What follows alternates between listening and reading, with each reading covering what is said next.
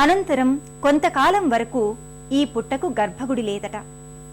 అయితే ఒక రోజున పేద కుమ్మరి భక్తుడైన వీరారపు పర్వతాలకు సుబ్రహ్మణ్యేశ్వర స్వామివారు కలలో కనిపించి తాను పుట్టలో ఉన్నానని, పుట్టలో నుంచి లింగాన్ని తీసి ప్రతిష్ఠించమని కోరాడట. స్వామి అభీష్టం మేరకు ఆ కుమ్మరి స్వామిని ప్రతిష్ఠించి పూజాదికాలు చేసి తరించాడట. గర్భాలయంలోకి ప్రవేశించిన భక్తులు సుబ్రహ్మణ్యేశ్వర స్వామివారి దివ్యమంగళ రూపాన్ని దర్శించుకొని భక్తితో చేతులు జోడిస్తారు.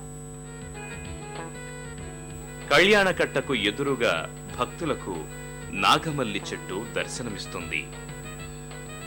దీనిని ముడుపుల చెట్టుగా పిలుస్తారు.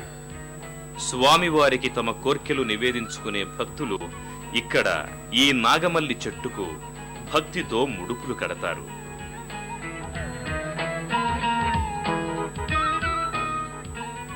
ఆయా మహిమాన్విత క్షేత్రాలను దర్శించుకున్న భక్తులు అనంతరం ఓం సుబ్రహ్మణ్యేశ్వర స్వామియే నమః అంటూ గర్భాలయంలోకి ప్రవేశిస్తారు.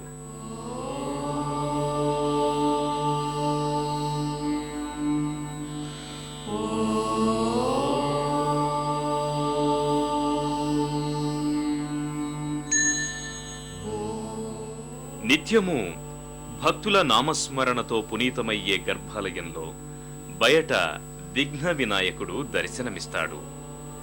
ఈ స్వామి ఈ ఆలయానికి వచ్చే భక్తులకు ఎలాంటి విఘ్నాలు లేకుండా కాచి కాపాడతాడని నమ్ముతారు.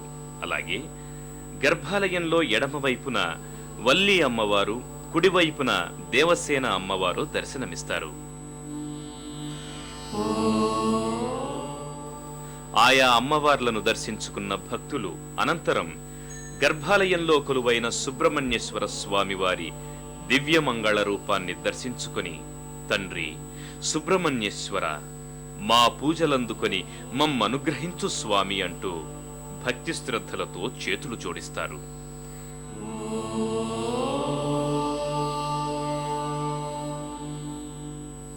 గర్భాలయమంతా సుబ్రహ్మణ్యేశ్వర స్వామి వారి నామస్మరణతో మారుమ్రోగుతూ అదో అద్వితీయమైన లోకాన్ని గుర్తు చేస్తుంది.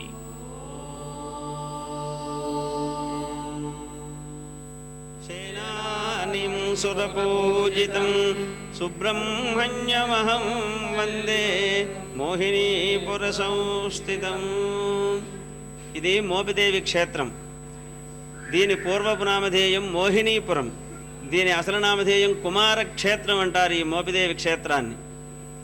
ఇది అగస్త్య మహర్షిచే ఈ సుబ్రహ్మణ్యేశ్వర స్వామి మూర్తి ప్రతిష్ఠింపబడినది. ఒకానొక సమయంలో ప్రమథగణాలతో పార్వతీ పరమేశ్వరులు నాట్యము చేస్తున్న సమయంలో కుమారస్వామి ఆ నాట్యము చూసి నవ్వు వచ్చి నవ్వాడుట. అప్పుడు అది పార్వతీదేవి గమనించి ఆయనకి శాపం ఇచ్చినది. ప్రమథగణాలు, పరమేశ్వరుడు, పార్వతీదేవి నృత్యం చేస్తుంటే అట్లా నవ్వడం తప్పు. నువ్వు కలియుగాంతం వరకు పంచాక్షరి జపిస్తూ భూలోకంలో ఉండవలసిందని చెప్పి పార్వతీదేవి కుమారస్వామి వారికి శాపం ఇచ్చింది.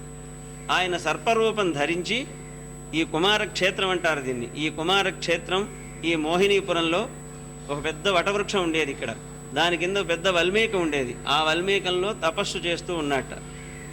అగస్త్య మహర్షి దక్షిణ దేశ పర్యటనకు యాత్రకు వచ్చి ఈ మోహినీపురం, ఈ మోపిదేవి క్షేత్రం పక్కనే కృష్ణానది ఉన్నది. ఆ నదీ తీరంలో ఈ స్వామివారు వెలిశారు. ఆయన అన్ని క్షేత్రాలు తిరుగుతూ ఈ కృష్ణానదీ తీరానికి, ఈ మోహినీపురానికి, ఇక్కడికి కూడా వచ్చాడు.